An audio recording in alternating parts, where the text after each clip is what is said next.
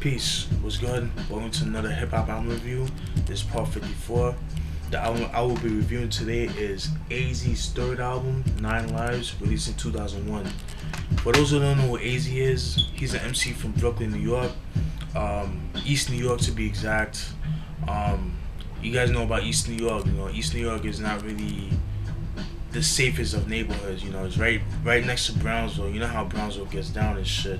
But anyways, he's from East New York, Brooklyn. He got his start back in the early '90s. Not sure when. I'm assuming maybe like around 92, 93, around that area. And fast forward to 1994, his first appearance on Wax was on Nas's first album, Illmatic, off the song "Life's a Bitch." You know, he was the first person to rap and shit like that. He murdered that song. That might as well have been his song. I mean, that's how ill it was. I mean, Nas's verse was dope, but everybody's was paying attention to what AZ was trying to say. You know, because it was different. Like his flow, his delivery, his voice is what attracted people to AZ and shit like that. It was just like so smooth, you know, smooth like butter and shit like that. And I think that's what got him signed to EMI in 1995, and because of that, he released his first album, Do or Die, which I did a review on, and also did he put out Do or Die, like I said, in '95. He came out with singles like, you know, Sugar Hill, Give Me What You Got, dope song, More Money, More Homicide, you know, songs like that. Very successful album. I mean, Sugar Hill being like the biggest single off the album and stuff like that. And then fast forward to 1996, he was also featured on Nas's It Was Written album on the song Affirmative Action with you know, with The Firm. You know, that was the birth of The Firm with Foxy Brown, AZ, and I believe that's it. I believe those are the two people that were on the song as well. And because of that, that was like I said, that was the birth of The Firm. Fast forward to 1997, The Firm released their first album, the album, The Firm album. That album I did not like at all. I felt like I don't know, like the production didn't hit me. It was too commercial for me. But AZ did his thing on that album. Like, if that was just an AZ album, I think the album would have been a little bit better. There were certain songs I could have done without, but overall, like I said, it was an okay album. But like I said, it's like some of the beats, it didn't fit Nas or Foxy Brown. It fit more AZ style, because you know AZ's like a smooth rapper and shit like that. And that was it. That album wasn't really successful. A lot of people hated that album. Fast forward to 1998, he had released Pieces of a Man. I don't have that album. I do want it. Been trying to look for that album for a while, but the FYE around my way doesn't have it. But anyways, that album was a great album, but it wasn't that successful as his first album, because it didn't have a crossover single like Sugar Hill. It didn't blow up like that, you know what I mean? And because of that, because it wasn't as successful as the Do or Die album, he got dropped from the record label. I think it was under like New Tribe Records, if I'm not mistaken. And then fast forward to 2000, he had released a compilation album, or a street album I should say, called Sosa, which was like the acronym for Save Our Streets AZ. And pretty much it was songs that new songs that he made like around 99, 2000. Cause like I said, he kind of disappeared right after Pieces of a Man, so you haven't heard from him. And you know, that was pretty much a taste of what to expect from AZ, you know, on the come up and shit. And I believe that was like a street release only. That was like a street album, so it wasn't an album that you could find like in stores. Like, it's something like you can only find like, you know, street vendors, or like if you go to like, you know, what's that store, like, you know, Fat Beats, Music Factory, you know, places like that, you know, like the mom and pop record stores. And fast forward to 2001, because of those songs, it got him signed to Motown Records, and he released this album. Nine Lives, released in 2001. And some of those songs that were on the Sosa album were on this album as well. I think it was like 4 songs that he pulled out from the Sosa and he put on this album to fit the album, stuff like that. Alright, AZ, and that's what I told you about AZ. And also did a review on AZ's AWOL album as well. Alright. Singles this album is known for are, what are the singles? Problems, which was, I think it was the second or the first single. And sadly to say, that was my first introduction to AZ, because I believe I've seen the video Problems back in I think like late 2000, early 2001, and like I said, that was my early introduction to AZ, because I didn't know what AZ was before that, you know what I mean? So I heard the Illmatic album, and then that's when I was like, I thought AZ was just like one of those dudes that, you know, from his block or whatever, because for a long time I thought he was from Queensbridge, but he's not. He's from Brooklyn, from East New York, like I said. But anyways, singles, like I said before, is Problems, AZ's Back, and Everything is Everything. Excuse me.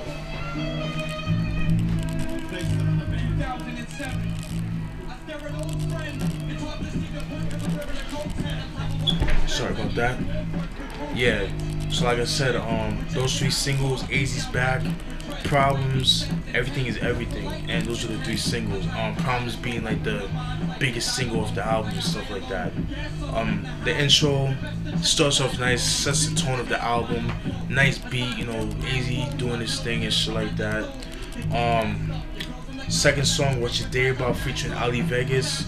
Ali Vegas is a fucking beast, very underrated. I feel like he never got his shine that he deserved. I like people compared him to AZ and Nas, and you can see why, because like his delivery, his flow, the way he puts his words together and shit like that, like he had a promising career.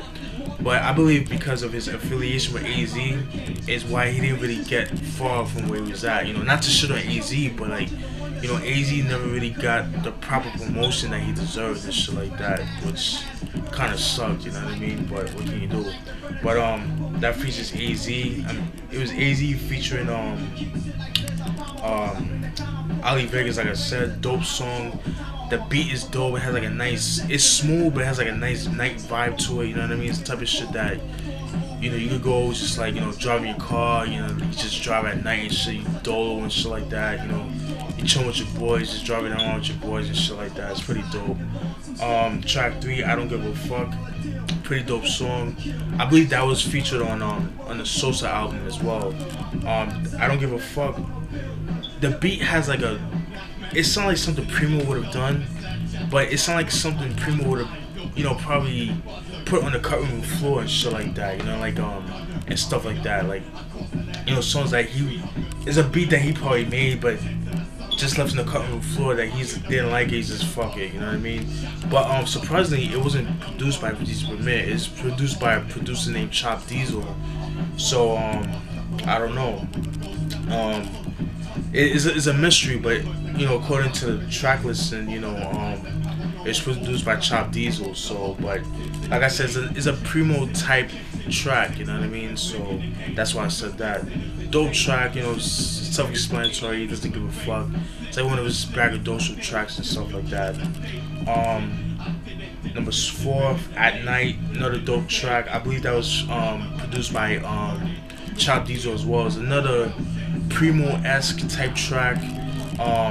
This, when you hear the sample, it's a familiar sample, but it's chopped up, you know what I mean? It's like, I feel like it was good, but I feel like the song could have been done more. It could have been done more to the song. It sounds unfinished. Like, it's just like dun dun dun dun dun dun dun dun. Like, you know, it sounds unfinished. It doesn't feel complete. You know what I mean?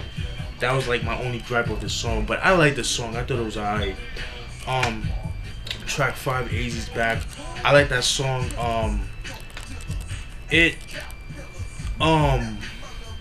The beat kind of remind me of something Timbaland would have done back in the late 90s, like around 99, 2000. It sounds like a throwaway. It sounds like a throwaway Timbaland track or something. Something he would have thrown on the cutting room floor and shit like that, and stuff like that. I believe that was a single too, but It was like more of an underground single and stuff like that. I'm surprised he didn't have a video for that, because I think it would have worked for him and stuff like that. Track 6, Problems. Dope track. The video is dope too. I'll post a link down the link for the video as well. Uses the barge video, the barge sample. I forgot the name of that song, but a lot of MCs use that sample too. A lot of R&B singers as well. But that's the barge sample as well. That was used and shit like that. A lot of people use that sample, but it's pretty dope. The video is dope, like I said, pretty dope. Track 7, Everything featuring Joe. Very dope. Very dope singer. Very underrated in my opinion. Well, I wouldn't say underrated, but like at the time when he first came out, he was, he was out there, especially like in the late to mid 90s. He, he's popping. I would say like towards like the late 90s was when his popularity was starting dying down, because at that time it was all about Monica, Brandy, Down Jones and people like that, that was like hitting the airwaves and shit like that, and Drew Hill and stuff like that, and like Joe's just like fell into the sauce and shit like that. Everything featuring Joe, like I said, there's a video for that as well. I think that was the first single off the album. That song I could have done without. It was okay. It was too poppy for me. It was too commercial sounding for me. Like one of the filler tracks I could have done without. I guess if you play in a club or whatever, but it just didn't do well for me. And I'm not against club songs, but if it's done right. But in this case, it wasn't done well. Next track, That's Real featuring Beanie Sigel. I believe that was another song that was featured on the Sosa album as well. That song was okay, it sounded like it didn't fit the album. It sounded like something that would have fit more on Beanie Siegel's debut album, the Truth album, which is a dope album. I did a review on that as well. But I think it was produced by Big Dog, who was a Rockefeller affiliated producer, in-house producer for Rockefeller Records. But like I said, that song That's Real featuring Beanie, it's an okay song, but like I said, it doesn't fit this album. It sounds like something that should have been on Beanie Siegel's album and stuff like that. Just on the strength of the song. You know what I mean? Next song, What Y'all Niggas Want featuring Foxy Brown. I could have done without that song. I thought it was okay. It was kind of alright, whatever. Track 10, Let's Toast. That song was okay. That song was also featured on the Sosa album as well. Next song, How Many Wanna feature Emil. That was affiliated with Rockefeller. Emil, I could do it without. I'm glad she's not doing music anymore, because she sucked. I'm sorry. I mean, she had that one song, For the Fam, which was like her biggest single off the album. She made an album called All Money Is Legal, which came out back in 2000. That album was actually out of print, so good luck finding that shit. I'm pretty sure if you find it, you could get it for cheap, because they didn't really do well. But that song I could have done without as well. Track 12, Love Me. That's another song that was featured on the Sosa album as well. I really like this song. To me, Love Me has an ill-ass beat, nice piano beat by DR Period. DR Period is, to me, has to be one of the illest, but one of the most underrated producers of all time, in my opinion. Because yeah, he uses samples, but he also plays the piano, and he uses instruments and shit like that. He can make his beats sound like samples, and that's how ill he is. And I feel like he definitely needs a lot more work and stuff like that. But DR Period, like I said, he's known for making beats for MOP, like especially like their first album, To the Death. He's known for making beats for AZ, hence on this album. Flatliners, who else? Smooth the Hustler, Trigger the Gambler, those like the Next Level Click, people like that, stuff like that. But Love Me, very dope song. I really like that song a lot. He definitely does his thing in that song as well. To me, I believe that was the best song of the album, in my opinion. Quiet Money TBS. Next song, Quiet Money TBS. That's a dope song. I like it. You know, it's starting to go back to the hardcore style and stuff like that. Dope beat to it and stuff like that. And number 14, Outro, has a nice beat to it. A little bit too short, but it's an outro. And that's it. 9 Lives by AZ. Overall, I feel like the album could have been a little bit better. It doesn't have that much filler tracks, thank God. I mean, it has a couple, but not too much. But the filler tracks, the beats were kind of like, man. And that was my beef with. That's my beef with AZ. Like on certain albums of his, some of the beats doesn't really fit his style. Like for example, like the AWOL album. I did a review on that as well. Like some of the beats didn't fit AZ's style. Like he needs like smooth beats. Like he needs like ill hardcore beats, but not too hardcore to complement his style. Or he just needs like smooth beats and stuff like that. But with this album, like I said, some of the beats he could have done. He could have used better beats and stuff like that. But I guess like at the time, like he didn't really have a choice because you know he didn't have the luxury to really get some of the bigger name producers, because you gotta remember like he was going for like 3 years, you know what I mean, since 98, after 98. So, but that's it. Like I said, if you're a fan of AZ, I definitely recommend this album. Like I said, it's an okay album. It's not a bad album. Like I said, it could have been a little bit better. Some of the beats I could have done without, you know what I mean? Like songs like Everything Is Everything, What Y'all Niggas Want, How Many Wanna, I could have done without those and stuff like that. And if he had some of the beats from The Firm and added to this album, I think this album would have been a little bit better. Because like I said before, on the Firm album, a lot of those songs I felt like were more for AZ. It fit more AZ style and stuff like that. But that's it, man. Hope you guys enjoyed that review. And that's it. Stay tuned for more reviews. And I just did a review on Ice Cube's Death Certificate. I apologize if it was too long. But you know, like I tried doing that review over and over, but like I feel like I've nailed it on that review, and I'm not gonna delete it and I'm gonna keep it up there. I feel like that was the best that I could do with that review. But then that's it. Stay tuned for more reviews. Peace.